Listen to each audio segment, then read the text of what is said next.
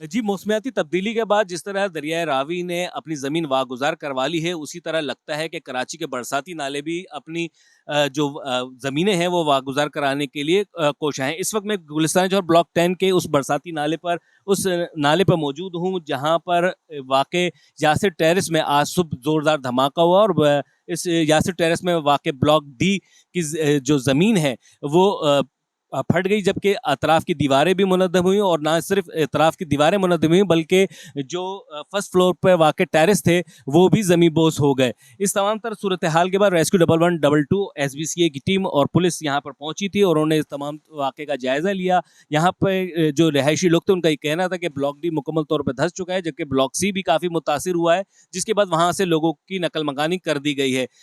SBCA की team यहाँ पर जायज़ा ले रही है, लेकिन यहाँ के जो इलाका मकीन है उनका ये कहना है कि इस बरसाती नाले पे इंक्रोचमेंट होने के बाइस और इसको अपना रास्ता बना लेने के बाइस यहाँ पर इस तरह के वाक़यात हो रहे हैं। 2004 में भी इस तरह का वाक़या हुआ था। कैमरामैन शाहनवाज आपको दिखाएं कि ये भी यासिर टेरेस की एक दीवार है जो चंद माह कबल इन्हीं बरसाती नाले की वजह से दीवार मुनहदम हो चुकी है। और ये जो जिस जगह पे मैं खड़ा हूँ यहाँ पे एक शाहरा हुआ करती थी, चंद माह कबल ये शाहरा भी धंस चुकी है। इस तरह की तब्दीलियों की वजह से यही वजह है कि अब ना सिर्फ सड़कें और बरसाती नाले बल्कि इन बरसाती नालों के अतराफ में जो रिहायशी प्रोजेक्ट बनाए रखे हैं अब वो भी मुतासिर हो रहे हैं और बराह रास्त तौर पर शहरी मुतासिर हो रहे हैं। ब्लॉक सी और ब्लॉक डी को खाली करवा लिया गया है और यहाँ के मकीनों SBCA ने यहाँ के मकीनों को बता दिया है कि ये दोनों इमारतें जो हैं वो ख़तरनाक करार दे दी गई हैं। ताहम इनको मुनज़्ज़म करने के हवाले से हतमी फैसला बाद में किया जाएगा। SBCA की इंजीनियरिंग टीम जो है वो इस हवाले से अभी मज़ीद तहकीकात कर रही है। देखिए, MKM पाकिस्तान से मेरा ताल्लुक़ है और रुकन सूबाई असेंबली गुलिस्तान जौहर मेरा हल्का इंतखाब है।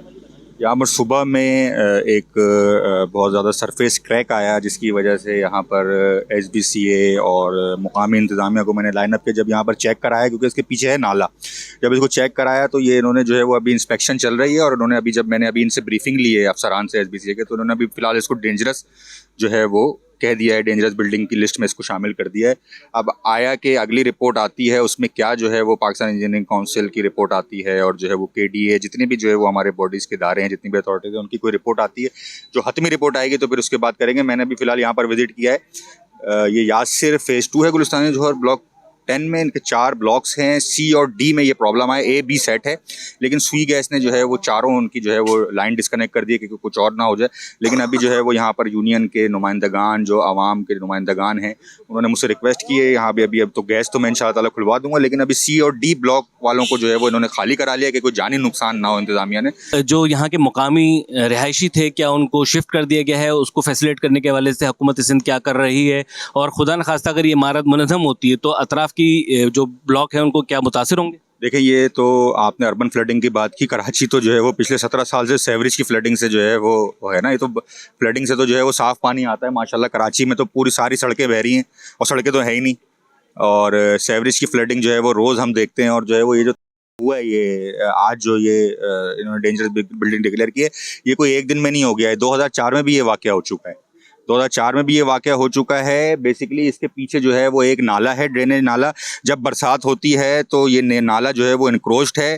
तो जहाँ पर इनक्रोचमेंट है, जब पानी का बहाव वहाँ पर पहुँचता है तो इनक्रोचमेंट की वजह से उसको रास्ता नहीं मिलता है। तो यहाँ पर KDA और यासिर जो अपार्टमेंट हैं वो जो है वो इससे जो है वो इसको किक करता है, पानी का प्रेशर इसको किक करता है और ये यहाँ पर जो है वो कोलैप्स होता है। इसकी बेसिकली मेजर वजह ये है। तो सिंध, ये बारिश तो रहमत होती है, सिंध हुकूमत की नाअहली। जब ये 60 घर वालों ने जो घर छोड़ा, ये खुद अपने जिम्मेदारियों के ऊपर जो है वो कोई किराए पे जा रहा है, कोई अपने रिश्तेदारों के जा रहा है। हुकूमत ने जो है वो इससे पहले भी 780 जब डेंजरस बिल्डिंग जो है खाली कराई थी, उस वक्त भी कोई अल्हम्दुलिल्लाह इन्होंने कोई जो है वो नहीं लिया था। तो बारिश रहमत होती है। सिंध हुकूमत, इतना दाग है, वो दाग का जो नुक्ता है ना वो रहमत के रे पे लग गया और रहमत हो गया है। शुक्रिया।